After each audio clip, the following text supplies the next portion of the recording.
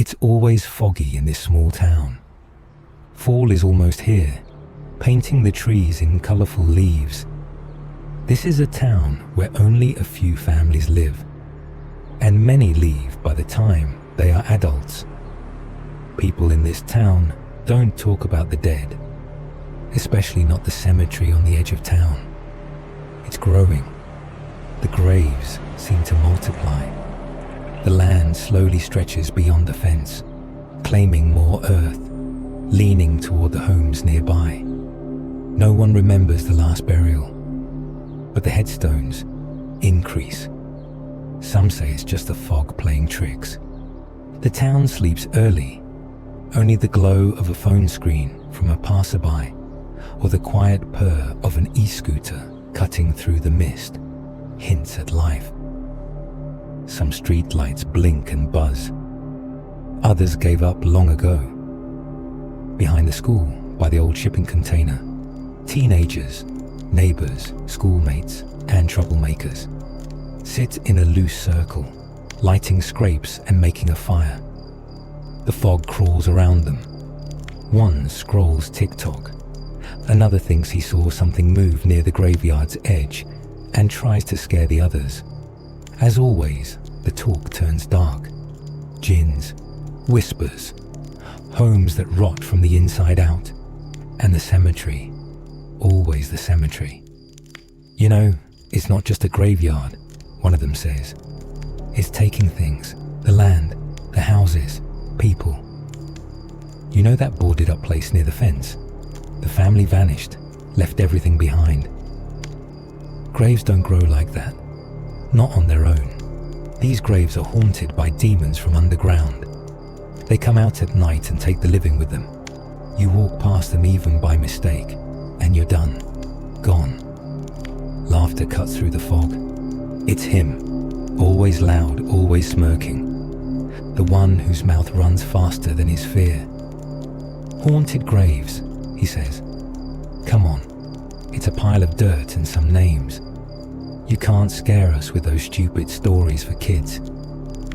The friends knew he would take the bait, and one of them pulls something from his hoodie, a thick, rusty nail. All right, tough guy, go down there, find a grave, hammer this in, right into the stone. Do it tonight, and if you're still breathing by sunrise, the next day's yours. For a moment there's silence. Not excitement, tension. He hates being doubted more than anything else. Easy, he mutters, grabbing the nail. He starts walking with his dead scooter. So it's just his breath in the air and the soft, soundless crush of wet leaves beneath his shoes, lit by the glow from his smartphone. From time to time, he glances behind him. They're probably laughing. He mutters curses under his breath. Stupid stories, stupid dare. Jinns, graves that grow legs. Whatever, I'll be back in 10 minutes. The path narrows. The deeper he goes, the worse it gets. Some streetlights flicker.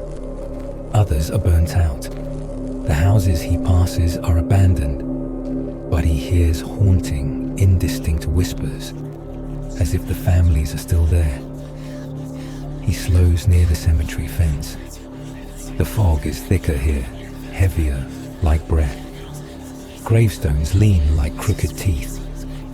Dead branches in the moonlight stretch overhead like claws frozen in the air. He keeps walking. His confidence wears thin, unraveling like thread.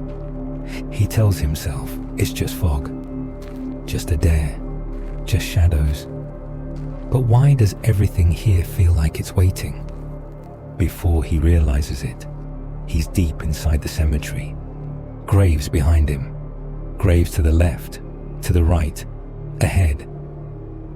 The silence doesn't feel empty. It feels full of eyes, full of something listening.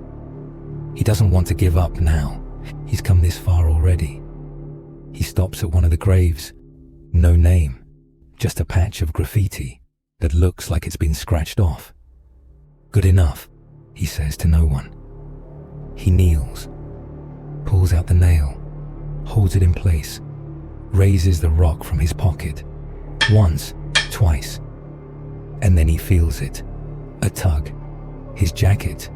He tugs harder. No movement. Another pull. Then a sound.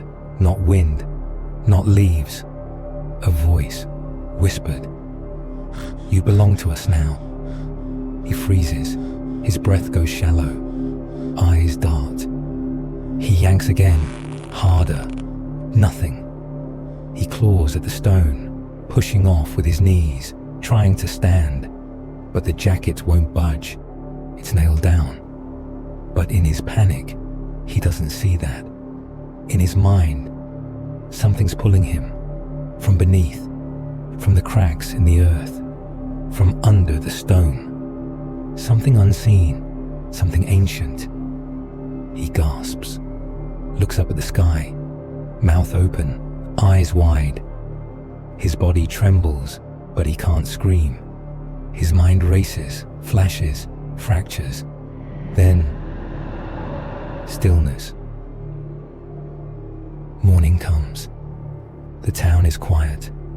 The boys come back, laughing nervously, expecting nothing. Maybe a prank, maybe a jump scare from behind a tree. Instead, they see him, lying beside the gravestone, eyes wide open, mouth still parted, mid-breath, mid-fear, face pale, jacket pinned to the stone, nail still in place, no blood, no bruises, no signs of a struggle, just a look of absolute terror frozen in time. They don't speak, not then, not for a long while. They never finish the dare game. Some say he died of fright. Some still believe the cemetery took him, that the dare was never really a game.